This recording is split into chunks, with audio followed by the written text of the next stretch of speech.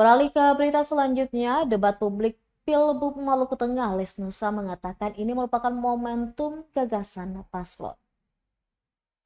Komisi Pemilihan Umum KPU Maluku Tengah menggelar debat publik pasangan calon bupati dan wakil bupati Kabupaten Maluku Tengah tahun 2024.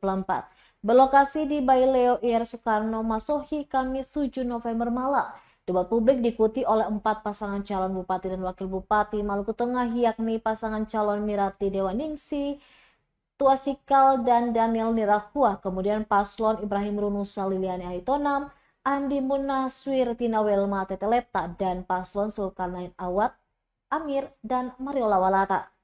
Pendukung paslon dari unsur partai pendukung, tim koalisi maupun relawan turut hadir menyemangati paslon masing-masing. Ketua KPU Abdurrahim Lesnusa dalam sambutannya mengatakan debat publik sejatinya merupakan momentum silaturahmi gagasan demi kemajuan Kabupaten Maluku Tengah.